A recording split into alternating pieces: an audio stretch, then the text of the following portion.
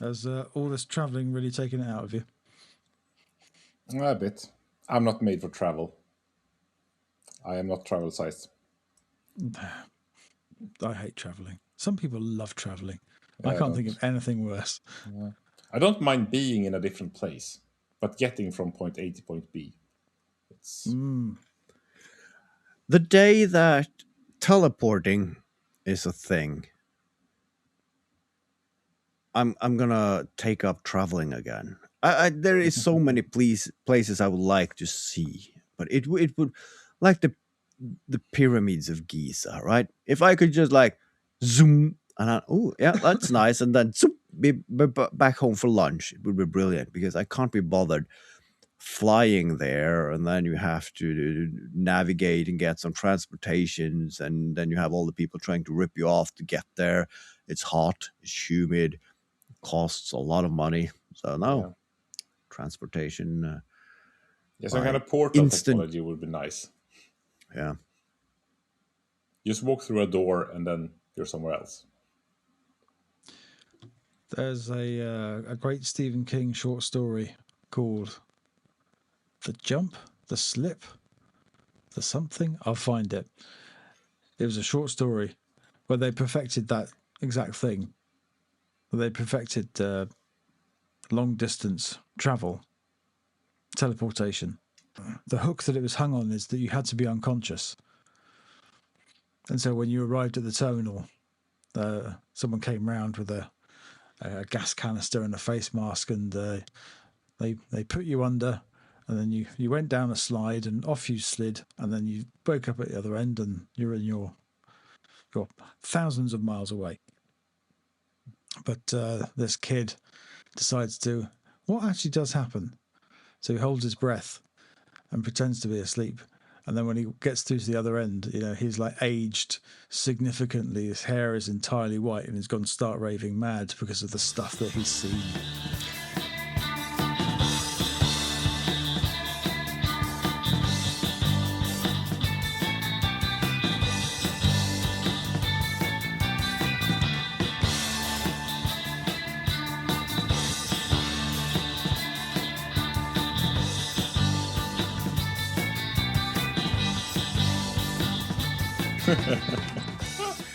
because that was my follow up. I mean, could it be also like going to Narnia? You can stay on holiday then for as long as you want, but once you come back, it's like you've gone like a second.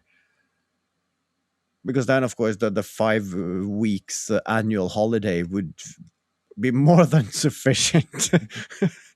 But yeah, because that's the same. I mean, if you're traveling at great speeds for long distances and like physics and whatnot, you can return and realize that your kids are now older than your grandparents and whatnot. So that would put a damper on it.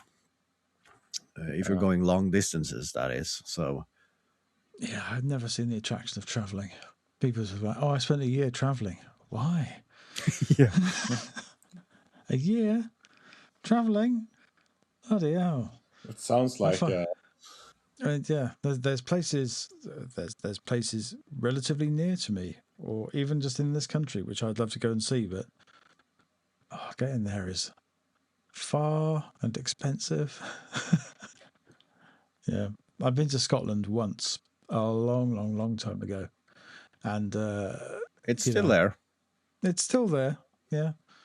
as far as you know.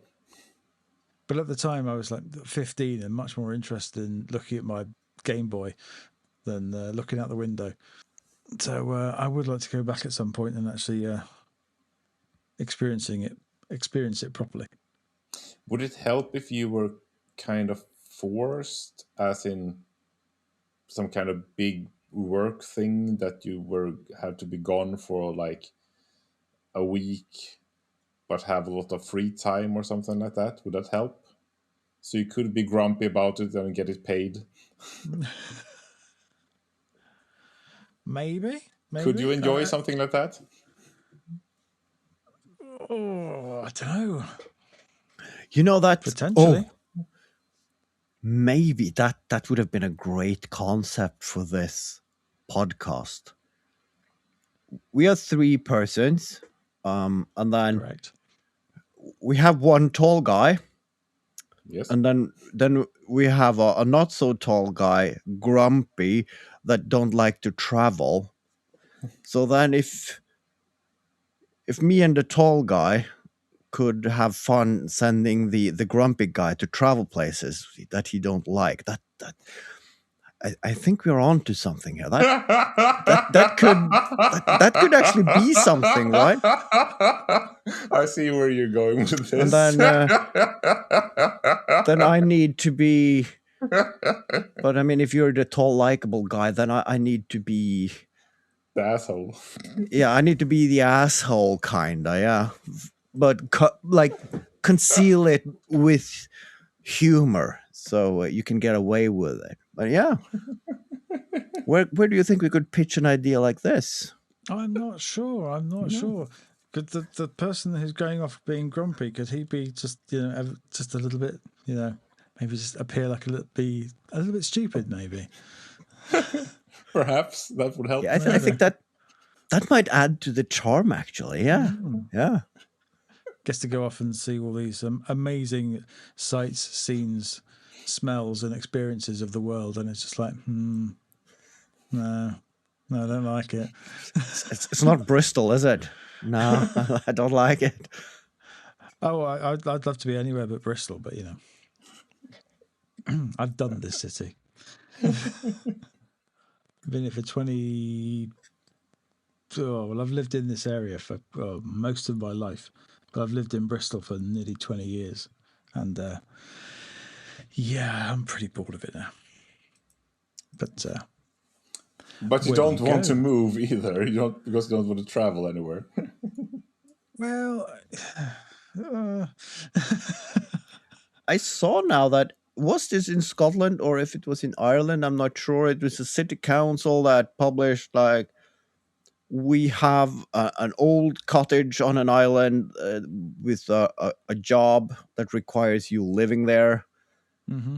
And I mean, it wasn't great pay, but I mean, you get free lodging and whatever, and you just need to upkeep the place. And then during the summer times, there might be 2 people strolling by by foot or something like that. But that sounded really like, yeah. There's a few of those around the Scottish Islands, around the Welsh coast, around Ireland. I saw one the other day that this was a volunteer job, but again, so there was no pay, but I think you got bread and board for the week, and you had to go off to some island and count puffins. oh. Yeah, it sounds like you got bread and you got bored.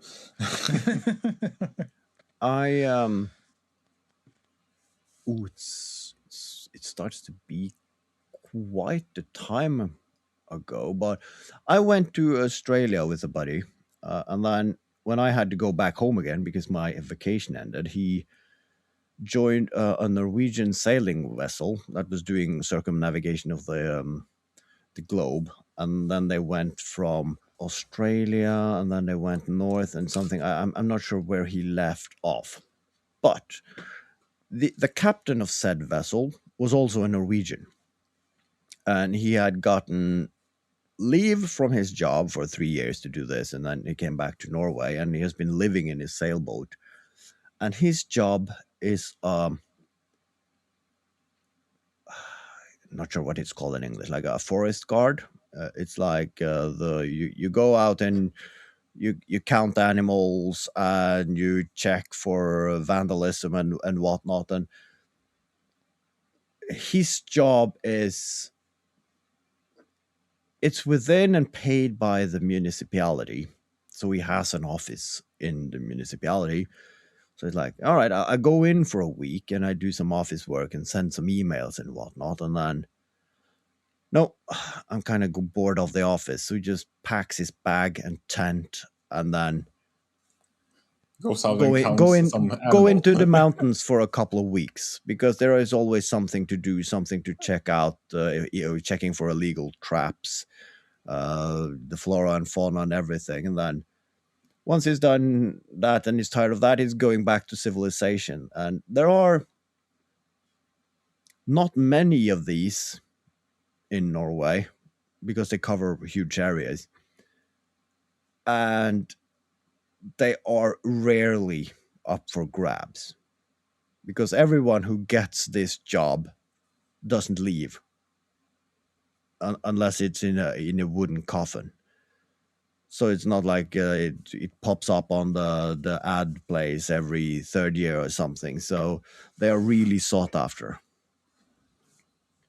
That sounds really nice. Like 3 days of office and then 3 days in the forest with a tent and a coffee by a fireplace, and then all paid. Oh, And of course, you're speaking my language. yes, and the fun thing is, of course, in Norway, without a license, you can't drive a snowmobile everywhere you want. That's not allowed. But of course, these forest guards during the winter work together with the police to catch people who drive snowmobiles illegal. So that means that in his job, he is actually allowed to drive a snowmobile everywhere because it's a part of his work. So he has a license, and he loves riding snowmobiles.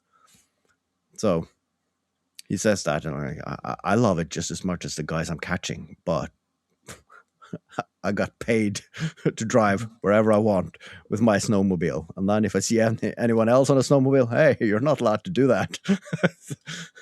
And he was a happy camper. So, I mean, the dream jobs are out there. They're just far and few between. Not my dream. I don't want to live in the forest. I want to live in the forest and become like a local folklore. Just going into town once a year. Yep. Stock up on tea and pipe tobacco and then not be seen again. Yeah, just going to the local tax office and just handing over a plastic bag with receipts. You deal with it, and I head on into the forest again. Sounds excellent. When do I start? Whenever you like. Nice. I'll be over next week. Just need to sort out my passport first. Yeah. Because mine is very expired. I think I know where mine is, but I'm not sure. Oh, you'll need it to come over to make a central, won't you? Yeah, I don't need it for that. The very rare FOMO that I felt too, it's gone. So yeah, no worries there. Oh, yeah. I thought I was nah. Actually, I was just sitting funny. It wasn't FOMO. I just realized I was sick. That's what I was. So, but I'm feeling better now, so I'm not going. It was the drugs what done it. Yeah. The drugs, Phil, lack of food, and sleep. Yeah. Phil, would there be any kind of, or is there a YouTube maker or something like that you would really like to meet that could entice you to come? Or isn't that even a thing? Well, they say never meet your heroes. That is true. That is true. Yeah. So it would have to be someone. I don't know.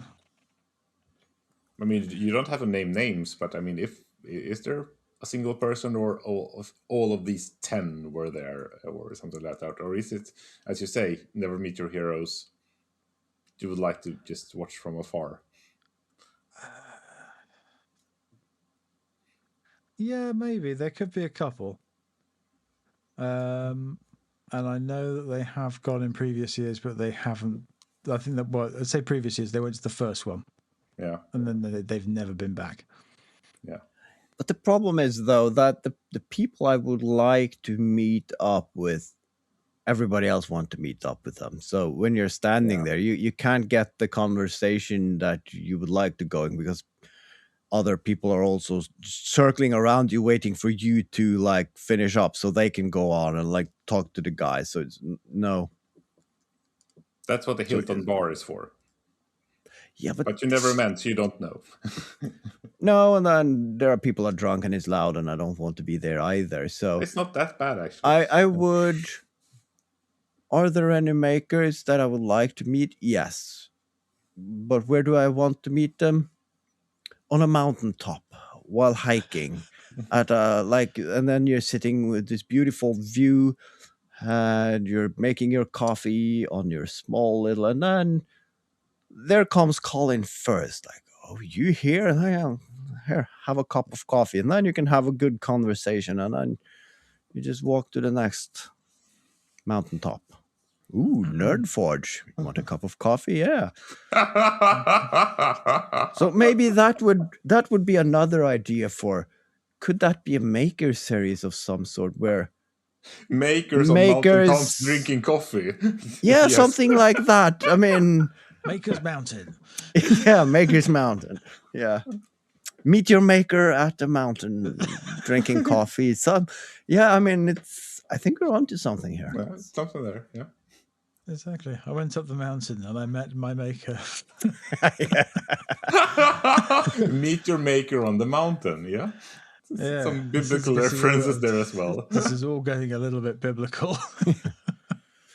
And since this is the half pint, I'm Googling, and then I found an article from not recently, 2015, yeah, but Ben Fogel launches glamping camp. And then it looks like tents are his thing, together with everything else he's into, obviously. Ben Fogel. He was the guy who was on that TV show, isn't it? And is it New Lives in the Wild? TV show he does, where he goes to meet people who have moved up to live on mountains or under a bush or with a family of foxes. Wasn't that him, or was that the other guy that looks like him, the doctor guy? The doctor guy. I have no idea what you're talking about. Me neither, obviously, but neither do I. So I'm gonna Google that. Doctor guy. Doctor guy. Doctor guy with TV show. I think that's more than one. Interviewing hermits. All right, let's see. Google has responded. What are you talking about?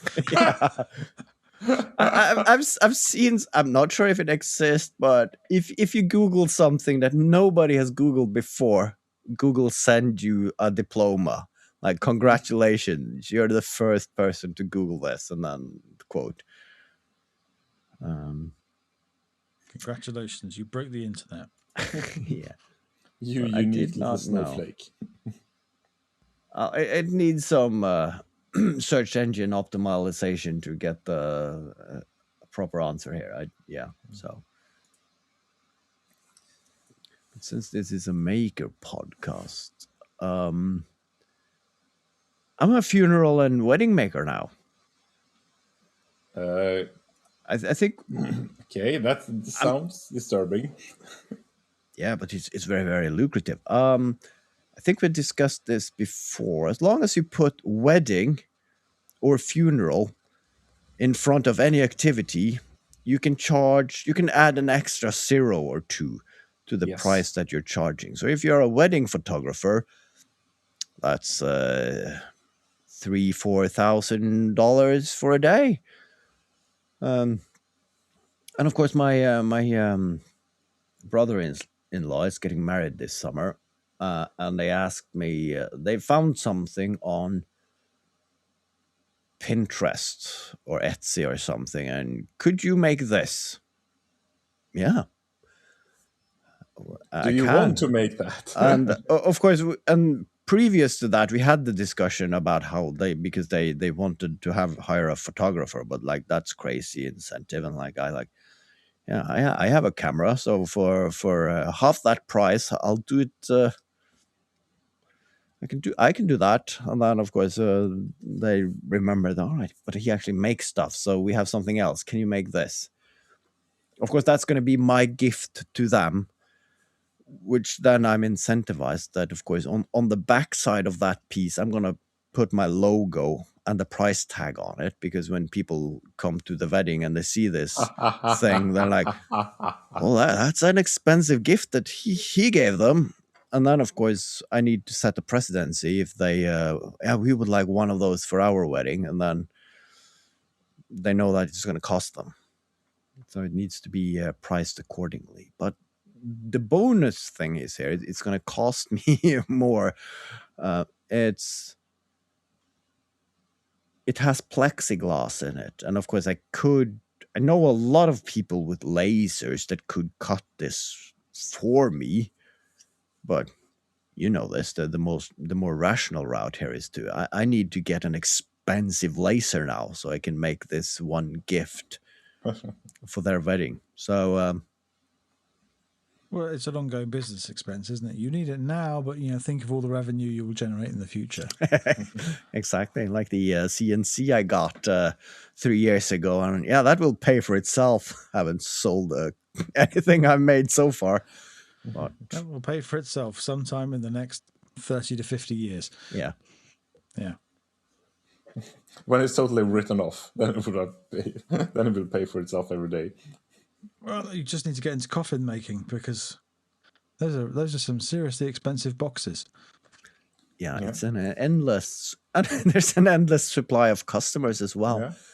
I mean, both of you are box experts as well. Yeah. Exactly. You just have to scale them up a bit. I saw this, and this is brilliant, actually. It's a bookshelf that you can Turns take into it a coffin? Yes.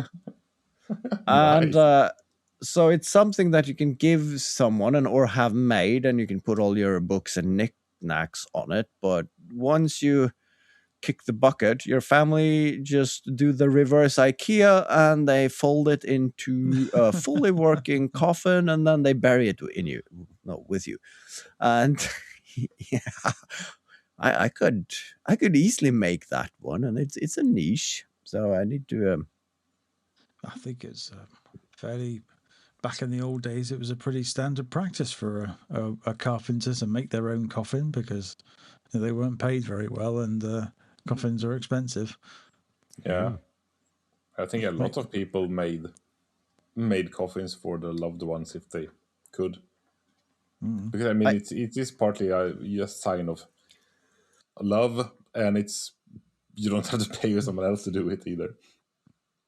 I had this idea before, or I did not have it, but I got it after I saw Jimmy D'Aresta. He made a coffin for a friend who had terminal cancer, and that's an interesting video, because it's a real mind fuck. Because you're honored when a friend comes. Can you make me the last ever thing I'm going to be in? But of course, in the process of making it, it kind of sinks in what you're actually facing. So it's an interesting video. And of course, my mind started spinning off.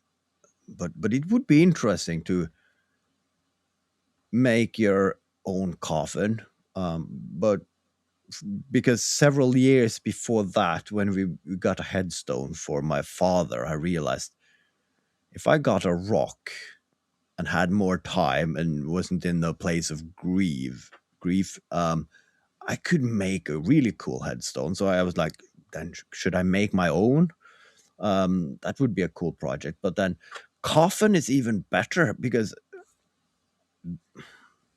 they are basically just boring boxes, right? So how could you like wrong choice of words, maybe liven them up a little? I heard somewhere or read an article or something where they talked to Gene Simmons from Kiss about all their products, because they had a lot of products around everything. And the one thing they sold most of constantly were the coffins, the Kiss coffins. And not Oh, that yeah. they are the fans that died, but the fans that use them as beer coolers and that sort of thing in parties, because it's cool to have Yeah. a big coffin filled with booze. So I mean, course. you could make coffins for other things than putting dead bodies in. Is what I'm going for. If you want to branch out a bit. Yeah, I was still thinking within the niche of burying dead people, but of course you could get the Jack in a Box edition with like a random timer and a hydraulic ram to open the lid. Is that just for Halloween or for any time? Yeah. Yeah, but yeah, Halloween, that's a good thing. I mean, you could have it outside with like a skeleton in and some dry ice and whatnot. Sure. I think it would look cool as bookcases. Not so effective, but No. just put some shelves in them. Canoe? That is, I mean, Yeah. Probably not the best canoe, but yeah, it would work. I saw this Grandfather clock. in my Yes, yes a very old grandfather clock. grandfather in my parallel class in this is before high school even. A parent drove a Lada, and it had a ski box, a roof box, or whatever they're called. But he has made it himself out of wood. It was basically some decking planks that he had left over, and he just made a square box and put it on the roof, and it kind of looked like a coffin, and it was the butt of the joke. And I think he knew what he was doing, so it's like he was driving around with that coffin on the roof. And then got me thinking, because at some point I stumbled over a Volvo station wagon, hearse edition. And they are cheap, and they have been driven mostly on Sundays and short distances, and they have never been speeding or ever, and they're taken care of. And you can fit a full sheet of plywood in there. And they also come with the railing, like a drawer railing that pulls all the way out, so you don't have to crawl in there to pull something out. You can just, and the newer ones also have electric driven actuators and whatnot, so you can just press a button and it delivers a sheet of plywood outside of the car for you. And then I got the idea. Of course, I'm not sure how much you know about this, Phil, but in Sweden and Norway, they have something called raggar culture. It's people just driving around in old banged up cars with huge stereos in them and drinking and celebrating and having a good time. And that was also very much the tradition in the small town that I come from. And then, should I get this hearse? And instead of building a big square subwoofer box that is in the boot of my car, I could build it that it looks like a coffin. Then you can drive around in that car with a coffin in, but it was just a concealed subwoofer box. That would raise some eyes. I just pulling up to the co-op and going in to get a 6-pack of beer and back again, and like tapping the lid on the coffin. All right, off we go, old pal. And years and years ago, I did see a classified advert for, I can't remember what it was. It was some Ford. It doesn't matter. It was a hearse. But the long and short of it was, hearse, project car for sale. Girlfriend insists that it must go. Yeah, that could be. Because I mean, Haavard, you could, if you had that, have that coffin on wheels. So when you do your grocery shopping, just pull that up and take it into the store and put the groceries in it. And just roll it back in. No, it's yes, That's but another it would use for also it. be a rolling prank. Because you on any red light, if they're like, all right, there's a lot of people around here. All right, then you press the button in the dash, which unlocks the trolley or dolly or whatever it's called. And when you floor it, of course, the coffin just voom and just stays there. That's a brilliant. I So saw. you're looking for hearses now to I'm looking replace your for car. Hershey's now. Yeah, I like the old school hidden camera shows, not the one that like makes people the butt of the joke. But there was this one. I'm not. It's probably been done a lot of places, but you had a Norwegian show as well, and they had an ambulance. And of course, the ambulance went up and had to stop at a red light. And then, of course, someone opened the rear door and came out in these hospital gowns with the trolley with the IV drip and just started legging it. And then the ambulance just continued when the light was green. And of course, all the people just sitting in the park bench and like, hey, they did not see that guy, that rat, that what? And then people did not really know how to compute what they just saw. So they were just like, what am I watching here? yeah. Sounds like Is- fun. Yeah. Is there such a thing as a K-truck hearse? For Let's not go there. short people, that's allowed to say, right? I mean, For cats. what's the load length on a K truck? Is it what, 5 feet? You have that special coffins that's extra wide. If you cut a person in half, then it fits easier. Cut price funerals because we got Yes. a cut price. It's easier to stack and you fit them on one pallet instead. Exactly. We can't fit the whole load length, but we can stack them like 4 tall. So if we cut each one in half. Think of the savings. Fantastic savings to be had. Stopping at a red light, and then, of course, when it turns green, like 10, 15, 20 urns just roll out and break. And then they stop and they just bring a shovel and like you start shoveling it back in. And then people stopping by just like, yeah, Mormons. Vacuuming up dead people. Yeah. That reminds me, actually, I need to go and pick up my dad.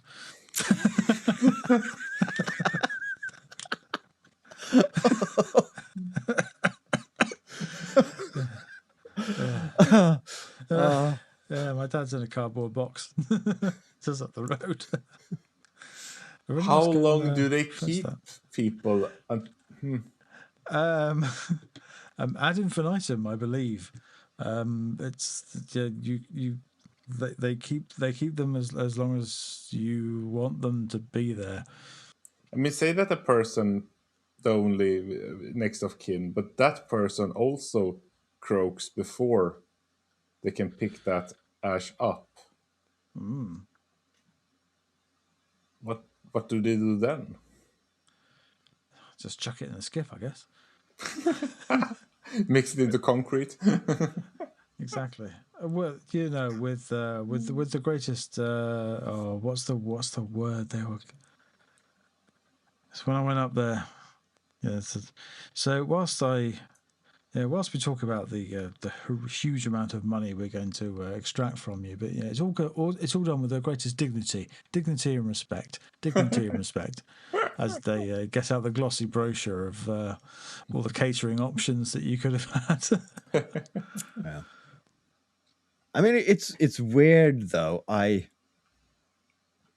Sometimes you learn that you have talents in something that you never thought of. And when my father kicked the bucket, he was very outspokenly about he did not approve of church or their ways and beliefs. I mean, people could very much believe what they wanted to, but the way that they're how did he put it? He had nothing against the man at the top, but he didn't like his foot soldiers or his ground troops or whatever he called them. The fan club has some. Yeah, the fan club. So when he kicked the bucket, we had the choice of you can always do cremation and spread the ashes. But if you're having a burial, then it needs to be in the church. And then we started thinking, what do it need to be in the church? And then, of course, the funeral person, he knew my father as well, and he was a bit of an original. So that we asked this question, it didn't bat an eye, because we asked, like, can we have the funeral somewhere else? Will you deliver the casket there? Yeah, sure. I can deliver it wherever you want. So there's no restrictions. No. So we rented a venue where my father played a concert several times in his youth when he was in a band. And it was the first time it's been a funeral there. I mean, the funeral party has been held there for years, but not the ceremony with the casket there and everything. And then, of course, since it's outside of the church, you have to do everything yourself. Yeah, sure, because my father didn't like the church, so happy to do that. So in addition to all the paperwork that you need to do with one of your parents passing away, we also got to arrange all the practicalities of actually having a funeral, which was interesting, and it kept my head occupied for those weeks that happened. And afterwards, it's like, yeah, that went well. It's like when you're having a party and nothing broke and people got home happy and fed and drunk, and which was basically here as well, because that's a funeral in Norway. So yeah, I could probably start an alternative funeral arrangement company, but the question is, would I do as a good job for someone else? Because we're into what film was on about, like, yeah, with dignity, but it's gonna cost you. And I'm like, yeah, you could get the cheap casket, but I mean, it's a bit hard and short. I mean, this one for just a couple of $100 more, it would be more comfortable in the case that he feels anything. Casey isn't dead. Yeah. And then you have this one with the bell that just in case, then he can press this button and you will get a text message. Please come. As I learned very quickly, as long as you've got the right permits, you don't need a coffin or a hearse to move a dead body in this country. That's interesting. Yeah, as long as you've got the paperwork from the hospital or the mortuary or whatever, and you're going to take them to a place of burial, you can just put them in the car. But that's all. I mean, Weekend at Bernie's, is it? And just yeah. Weekend at Bernie's, and you can do the carpool lane. Yes, and of course in Norway, if you are cremated, you still need to apply and get the permit, because you can't really release the ashes anywhere, but they can't really control it. But with a body, it's a bit differently. But like, of course, if that was allowed here, could they then? I could leave that for my family. I would like you to go to the morgue and get me and roll me in to that old carpet, chuck me in the boot, and then in the middle of the night, but make sure you're seen. I want you to drive to this bridge wearing all black and sunglasses and whatnot, and just chuck me over and leave. Yeah. But it's the thing with bodies and water. They tend to pop up somewhere, but then they get to do it again. Again, here with the right permits and permissions, you can be buried in your garden, next to the family dog. Yeah, that would be weird. And that's the thing. And then the family sell your house, and that's interesting listening. What's this? What's this brown patch with the flowers? Oh, that's the previous owner. And that's a burial site now, so that's holy. So you get to buy the house, but you're not allowed to touch that for the next 30 years. I mean, what would you do if you bought a house that had a burial ground on it? I'm assuming if it's like a family burial ground, there's probably covenants on it where you have to give relations access Yeah. for purposes. Maybe, I don't know. But yeah, all kind of weird old laws in this country where it's like, yeah, no, you can do that. Yeah. As long as you've got the right forms, it's fine. Interesting. But I don't have a garden, so, couldn't have put him in one of the planters out on the communal patio. That might have been a bit weird. You just have to put a small piece in every flower pot you have. Just a sprinkle of ash in every one, and then Just a light dusting around the area. I like dusting in the apartment. Oh, you haven't cleaned in a while? No, that's Dad. But I mean, it's a prank I see people do when they remodel their house, that they get an old fake skeleton or something and they just put it in the wall before they board it up for the next owner to find when he's renovating the house in 30 years. You put an urn in the wall instead. Yeah. Yeah. Someone drills into the wall. This isn't plaster coming out. Well, it's more fun than the old bottles of booze that get left behind by previous occupants, hidden in walls or under the floorboards. Yeah. What's that? Oh, that's Uncle Dave. I knew I'd left him somewhere. Oh, there he was. I said he was going to turn up. He'll turn up. Always does. Well, as to not end this half pint with just death talk, I read, for me at least, amusing thing in the paper the other day, that the Prime Minister of Sweden is starting a podcast called Call the Prime Minister, where people are supposed to call in with questions for him to answer. I can only see that going well. Yeah,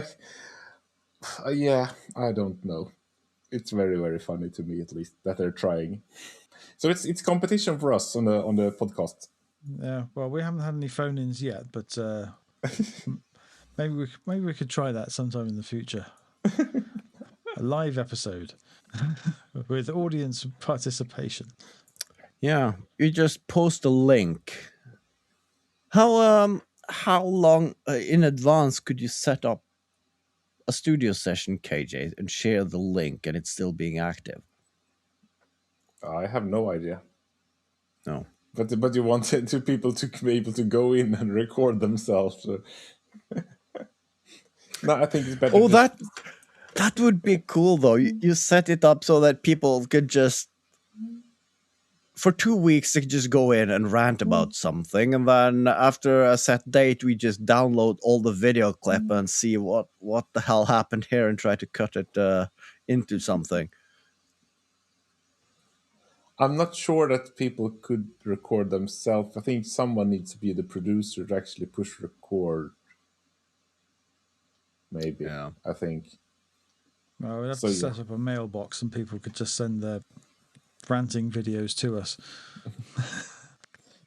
It sounds like a WhatsApp channel. I got an idea for a concept here. What if we, instead of a podcast, set up a WhatsApp group where people can just join, and because you have this voice function and they can just randomly say things that other people can just chip in, and then at some point you just like, yep, that's an episode, and you just compile that together to an episode. I can't see it working. Oh. Oh, it sounds a bit far-fetched, I agree. Sounds like a minefield as well. Sounds like a lot of work for somebody. Yeah. Sound like someone would think it's a lot of work, at least. Yeah. Like someone would say that it's too much work for them. And then I'm guessing someone would be more predominant and, of course, having more free time during the day and then trying to catch up on 75 messages just to be relevant with your contribution. Yeah, it sounds like a bit of a hassle. I can't see it catching on. No. Yeah, fun idea though. Yeah. All right. So Probably then we're nice. back. Then we're back to the tall guy, the asshole, and the slightly dim-witted traveling guy. Bullshit. All right. Let's end the Half-Bind here and let's find home that idea. See if we can't knock it out of the park. Radio. Yeah. Answers on a postcard for next week, please, to the listener. The singular. All right. Toodaloos for now.